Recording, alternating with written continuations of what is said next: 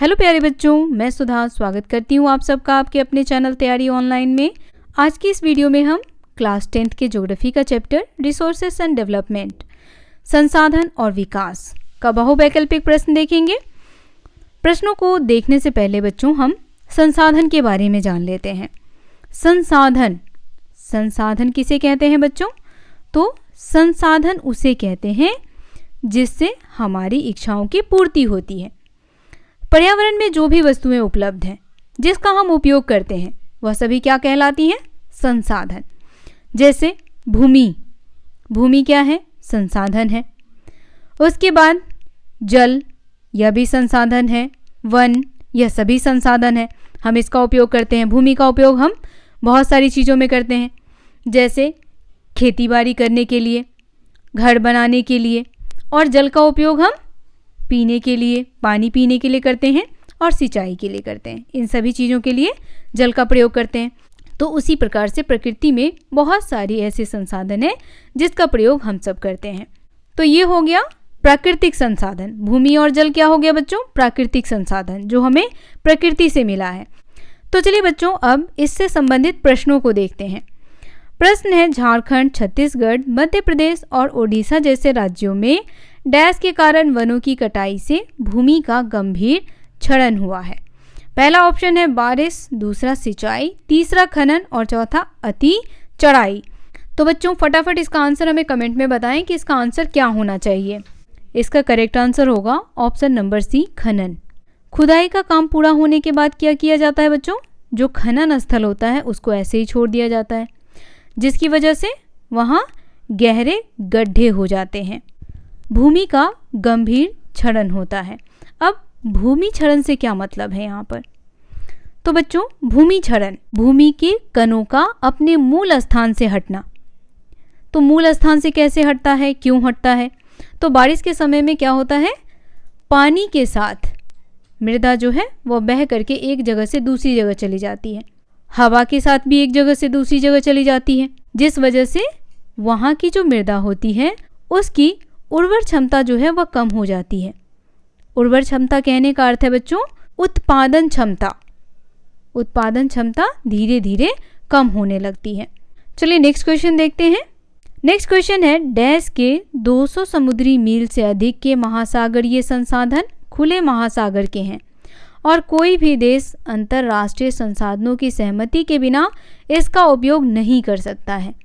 पहला ऑप्शन है समशीतोष्ण क्षेत्र, दूसरा विशेष आर्थिक क्षेत्र, तीसरा मध्य क्षेत्र और चौथा दक्षिण ठंडा क्षेत्र। करेक्ट आंसर होगा ऑप्शन नंबर बी, विशेष आर्थिक क्षेत्र। नेक्स्ट क्वेश्चन है, मृदा प्रोफाइल का सही क्रम कौन सा है? पहला है आपका टॉप सॉइल, सबस्ट्रेटम अपक्षय मूल रॉक सामग्री, subsoil, unweathered parent bedrock. दूसरा है सबस्ट्रेटम अपक्षयित मूल रॉक सामग्री, unweathered parent bed soil, subsoil, topsoil. तीसरा है topsoil, unweathered parent bedrock और सबस्ट्रेटम बेटेड पेरेंट रॉक मटेरियल और सब सॉइल। चौथा आपका है topsoil, subsoil, substratum अपक्षय मूल रॉक सामग्री और अनवेदर पेरेंट बेड रॉक। तो देखिए बच्चों, इसे हम सही क्रम में लगाएंगे तो सबसे पहले होगा आपका टॉप सॉइल, सेकेंड नंबर पे आएगा आपका सब सॉइल, थर्ड नंबर पे आएगा substratum weather parent rock soil, ये है आपका थर्ड नंबर पे। फोर्थ नंबर पे है आपका अनवेदर पेरेंट बेड रॉक, और इसे हमें सही क्रम में लगाना था तो इसका आंसर होगा option number D. Next question है, महासागरीय खनिजों में कितनी दूरी तक राष्ट्र का स्वामित्व होता है? पहला ऑप्शन है 10 समुद्री मील, दूसरा 15 समुद्री मील, तीसरा 12 समुद्री मील और चौथा 20 समुद्री मील। तो इसका करेक्ट आंसर क्या होगा बच्चों? करेक्ट आंसर क्या होगा फटाफट कमेंट करके बताएं। करेक्ट आंसर होगा ऑप्शन नंबर सी, 12 समुद्री मील।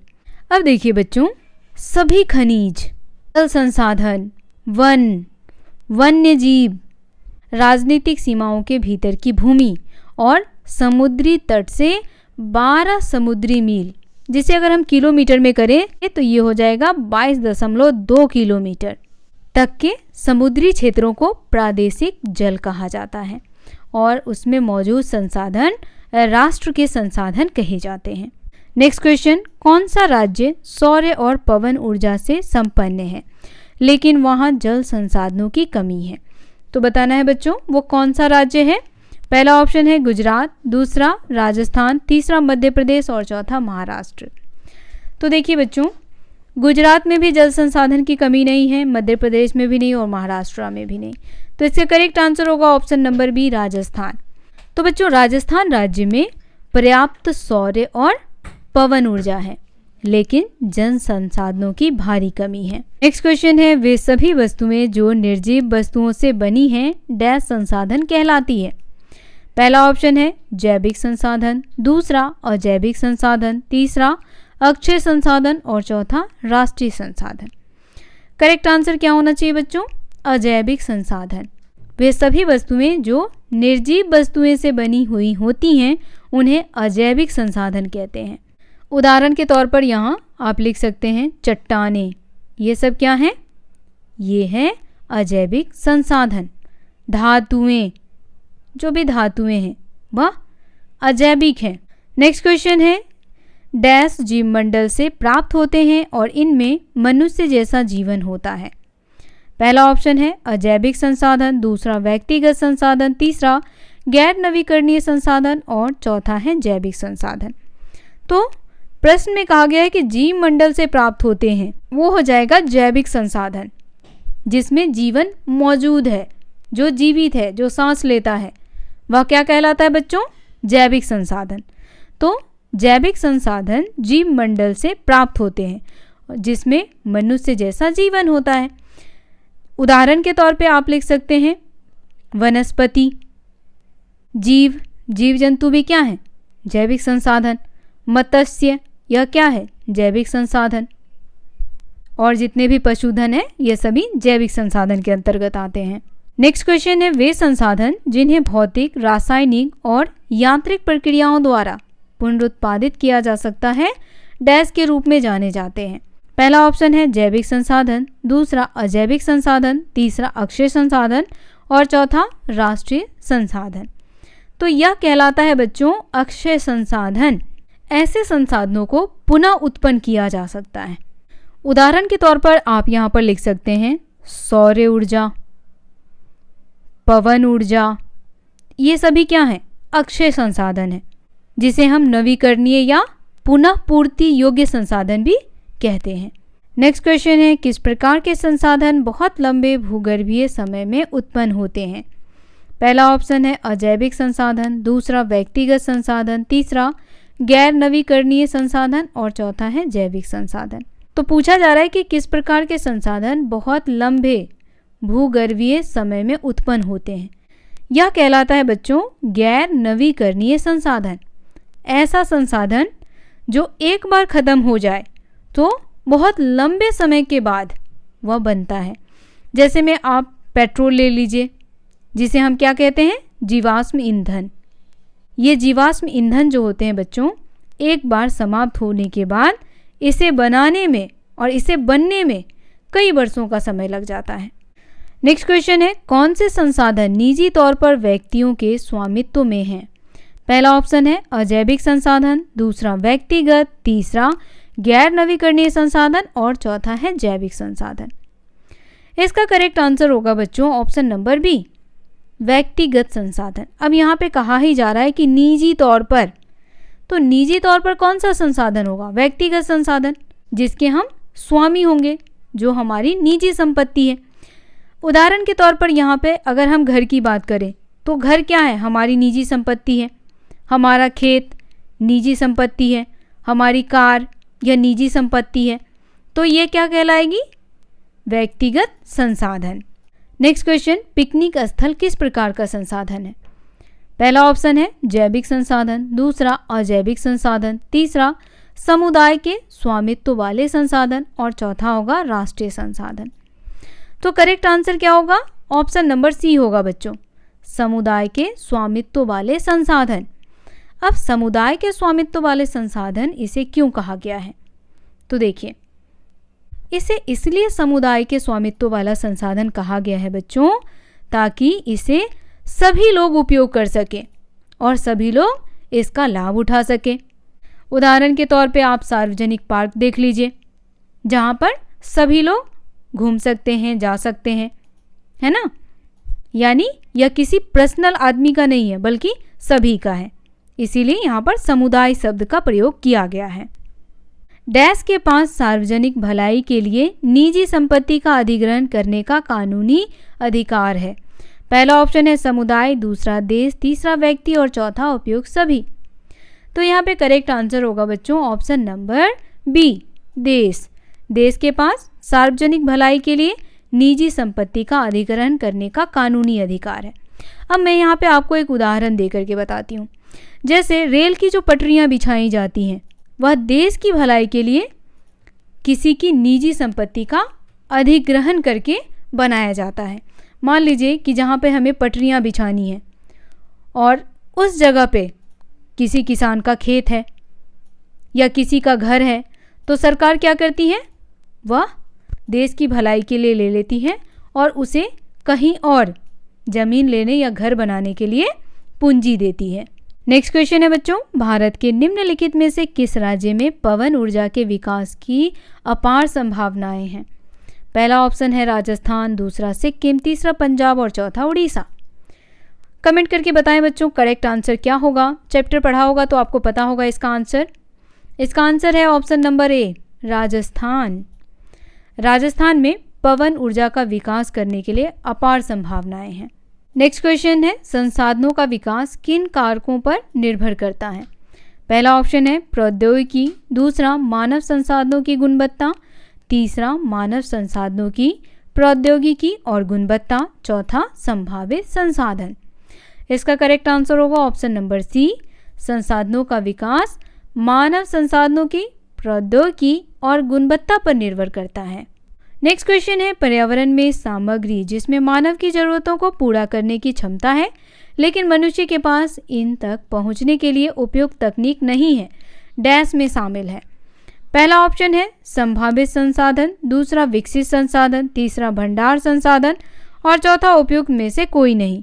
आंसर हो जाएगा ऑप्शन नंबर सी, भंडार संसाधन। अब उदाहरण के तौर पर हम ले लेते हैं जल। जल का केमिकल फॉर्मूला क्या है बच्चों? H2O, ठीक है। यानी इसमें दो ज्वलनशील गैस हैं, हाइड्रोजन भी ज्वलनशील गैस है और ऑक्सीजन भी है।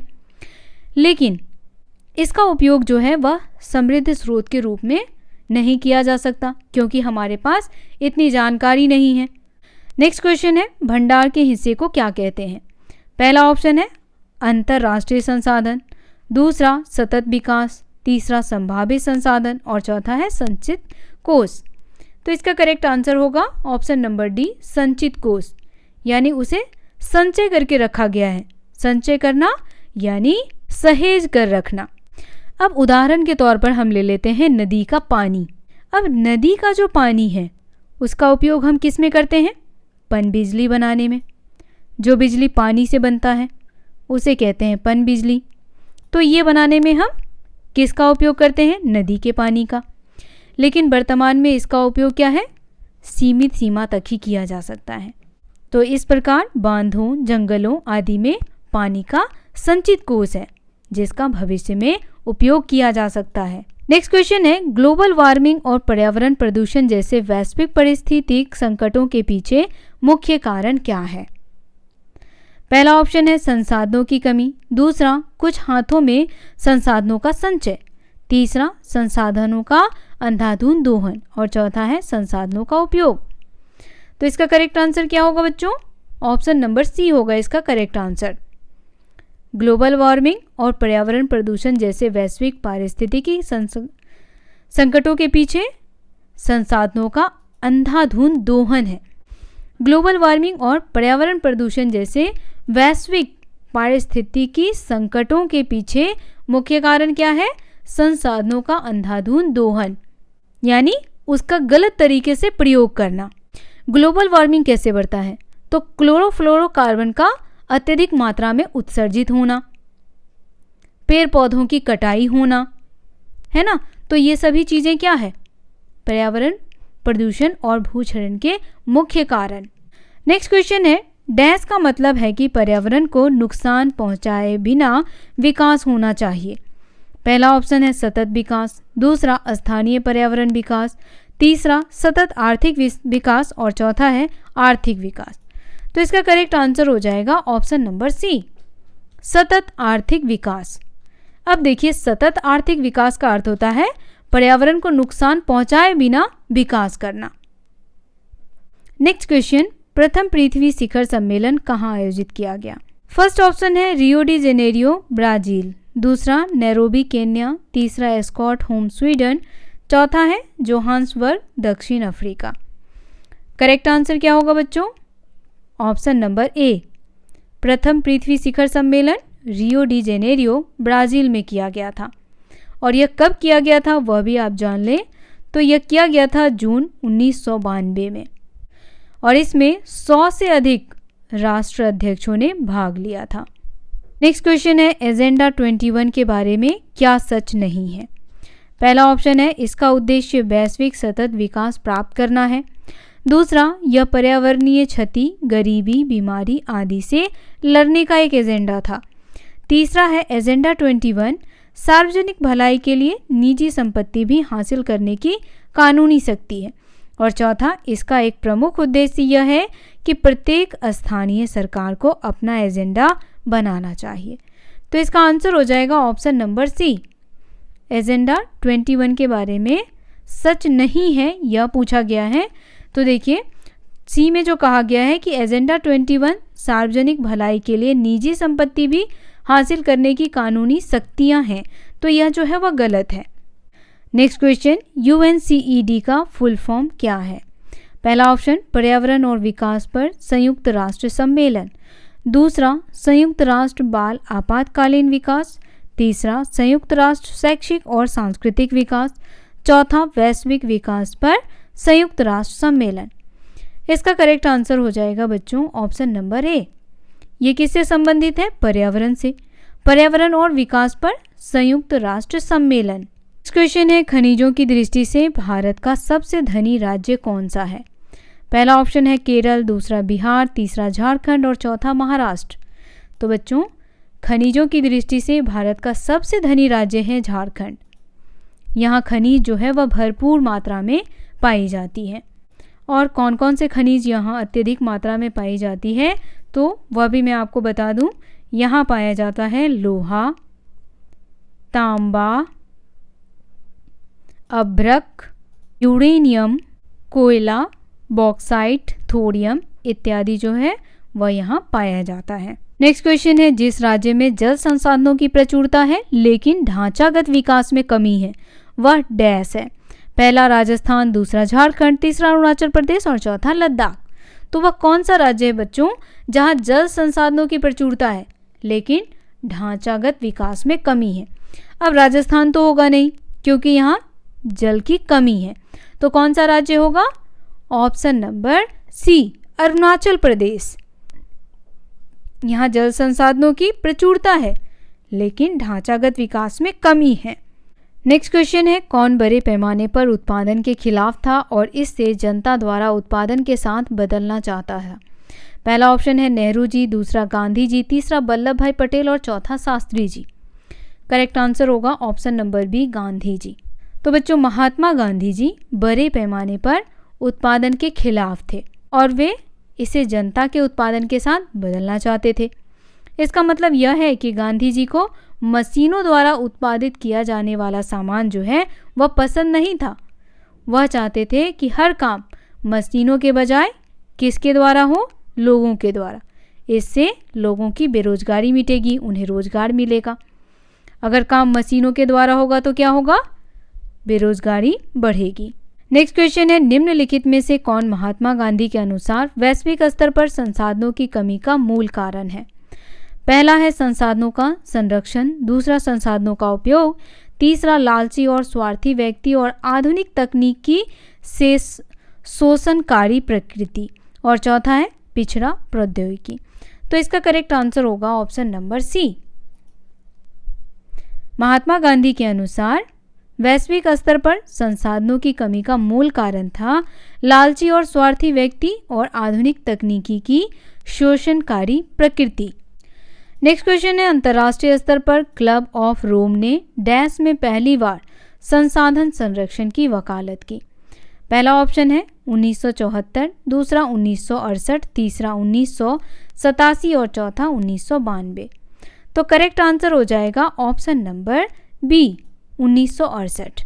अंतर्राष्ट्रीय स्तर पर क्लब ऑफ रोम ने पहली बार 1968 में अधिक व्यवस्थित तरीके से संसाधन संरक्षण की वकालत की। नेक्स्ट क्वेश्चन है, गांधीवादी दर्शन को अपनी पुस्तक ए स्मॉल इज ब्यूटीफुल में किसने प्रस्तुत किया। पहला ऑप्शन है ब्रुंडलैंड आयोग की रिपोर्ट, दूसरा रोम का क्लब, तीसरा गांधी जी और चौथा है सुमेसर। करेक्ट आंसर होगा ऑप्शन नंबर डी सुमेसर। इनका पूरा नाम है बच्चों माइकल सुमेसर और इन्होंने अपनी पुस्तक, इनके द्वारा लिखित पुस्तक है ए स्मॉल इज ब्यूटीफुल, जिसमें गांधीवादी विचारधारा को इन्होंने प्रस्तुत किया। और इन्होंने कहा बच्चों कि धरती जो है वह आपकी ज़रूरत के लिए काफ़ी है, लेकिन आपके लालच के लिए नहीं। नेक्स्ट क्वेश्चन है, ब्रुंडलैंड आयोग का गठन कब किया गया और इसकी रिपोर्ट कब प्रकाशित की गई। पहला ऑप्शन है 1992, दूसरा 1987, तीसरा 1994 और चौथा 1968। करेक्ट आंसर होगा ऑप्शन नंबर बी 1987। अब देखिए 1987 में पर्यावरण और विकास पर विश्व आयोग, जिसे शॉर्ट में हम कहते हैं WCED, जिसे कब स्थापित किया गया था 1983 में स्थापित किया गया था, जिसमें हमारा आम भविष्य नामक रिपोर्ट जो है वह प्रकाशित हुई थी। और इसके अध्यक्ष कौन थे तो वह भी जान लीजिए। इसके अध्यक्ष थे ग्रो हार्लेम ब्रुंडलैंड। नेक्स्ट क्वेश्चन है, ब्रुंडलैंड आयोग द्वारा प्रकाशित रिपोर्ट का नाम क्या था। पहला ऑप्शन हमारा साझा भविष्य, दूसरा हमारा सामान्य अतीत, तीसरा हमारा साझा वर्तमान और चौथा छोटा सुंदर है। तो इसका करेक्ट आंसर होगा ऑप्शन नंबर ए हमारा साझा भविष्य। नेक्स्ट क्वेश्चन, भारत की सबसे व्यापक राहत विशेषता क्या है। पहला ऑप्शन पवन, दूसरा मैदान, तीसरा पठार और चौथा द्वीप। करेक्ट आंसर होगा ऑप्शन नंबर बी मैदान। तो बच्चों मैदानी क्षेत्र जो है वह 42.2% भाग में फैला हुआ है और इसे जाना जाता है इंडो गंगेटिक के विस्तृत मैदान के रूप में। इसमें मुख्य नदियां जैसे गंगा, यमुना, ब्रह्मपुत्र। नेक्स्ट क्वेश्चन है, कौन सी राहत सुविधा पर्यटन और पारिस्थितिक पहलुओं के लिए सुविधाएं प्रदान करती है। पहला ऑप्शन है मैदान, दूसरा पठार, तीसरा द्वीप और चौथा पर्वत। करेक्ट आंसर होगा ऑप्शन नंबर डी पर्वत। अब देखिए भारत में विभिन्न प्रकार की भूमि है, जिसमें आ जाता है पहाड़, उसके बाद पठार, उसके बाद मैदान और उसके बाद आता है आपका द्वीप। इन भागों में भारत की भूमि जो है वह बटी हुई है। अब 43% जो भूमि है वह कैसी भूमि है, यह कृषि उपयोग्य भूमि है और 30% भूमि पर्वतीय भूमि है। उसके बाद 27% भूमि यह है पठारी भूमि, जिसमें खनिज, जीवाश्म ईंधन और जंगल यह सभी पाए जाते हैं। नेक्स्ट क्वेश्चन है, उस भूमि की पहचान करें जो 27% क्षेत्र में फैली है। पहला ऑप्शन है मैदान, दूसरा पठार, तीसरा द्वीप और चौथा पर्वत। तो अभी इसके बारे में आपको बताया है। ऑप्शन नंबर बी इसका आंसर होगा पठार, जो भारत के 27% क्षेत्रों पर फैली हुई है। अब उदाहरण भी आप यहाँ पर देख लीजिए। तो उदाहरण में हम यहाँ पे लिख सकते हैं प्राय द्वीपीय पठार, ठीक है, और छोटा नागपुर का पठार, जो भारत में 2 सबसे महत्वपूर्ण पठारीय क्षेत्र हैं।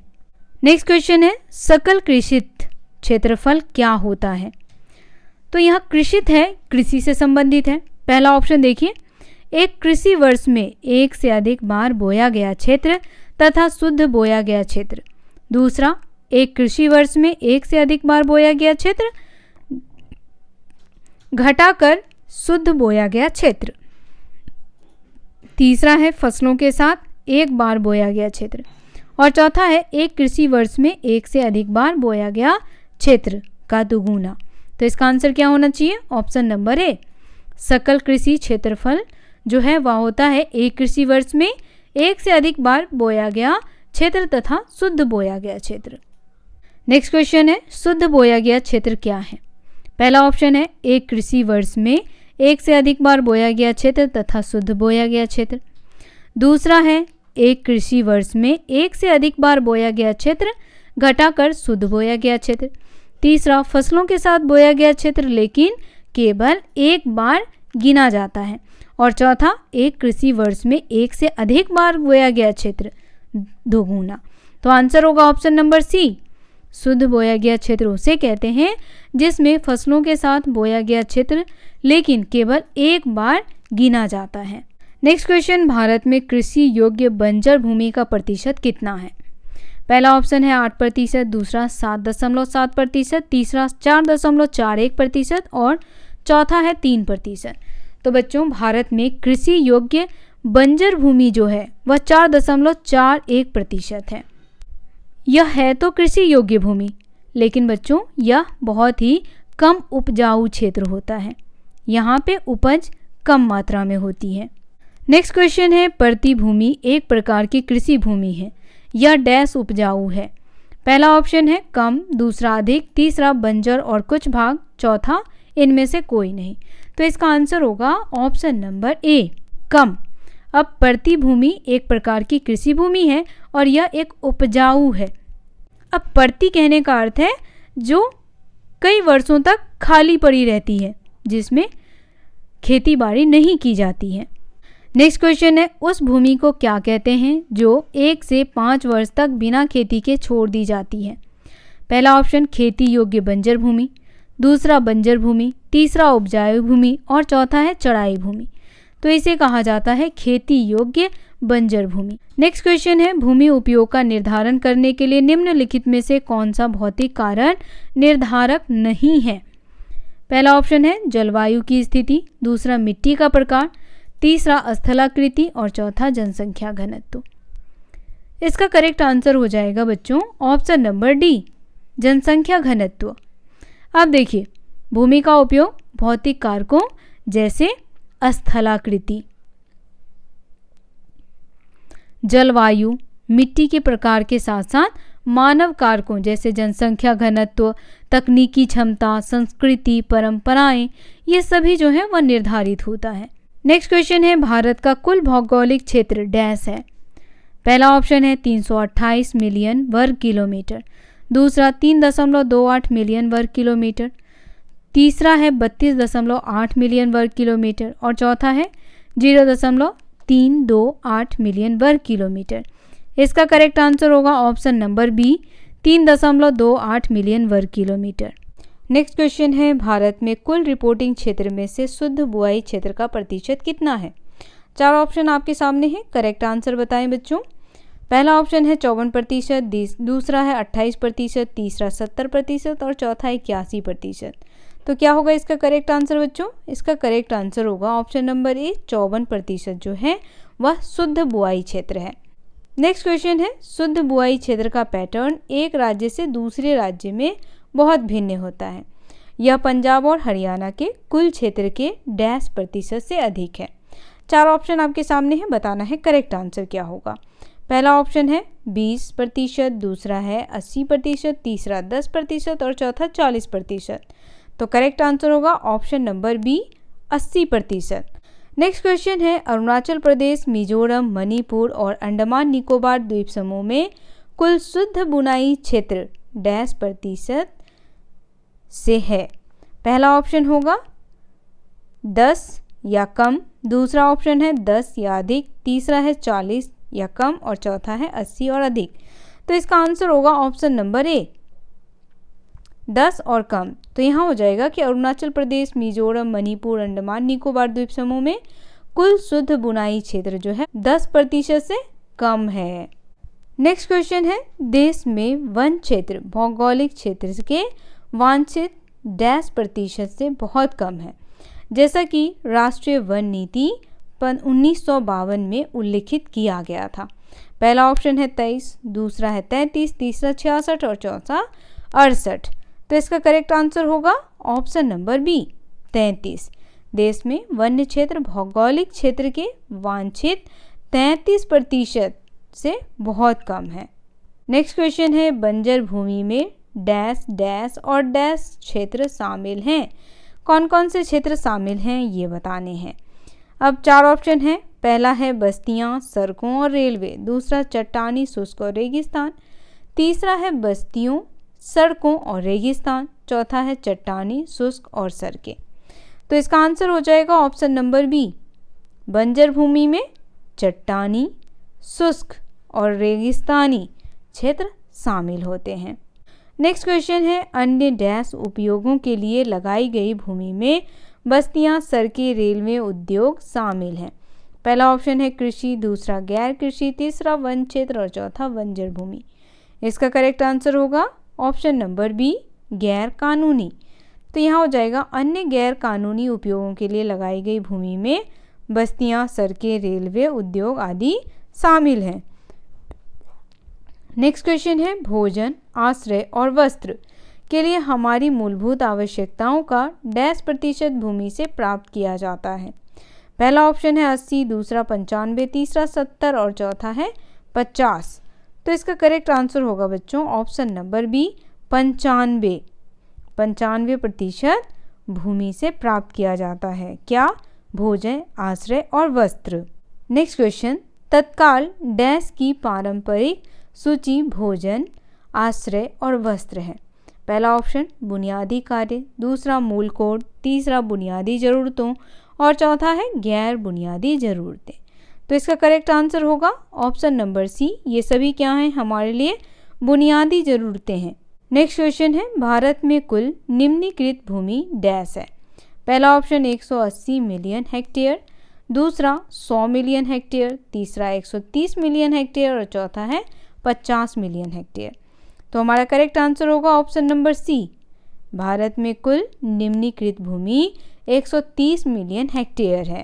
नेक्स्ट क्वेश्चन है, डैश प्रतिशत निम्नलिखित भूमि वन निम्नलिखित क्षेत्र की श्रेणी में आती है।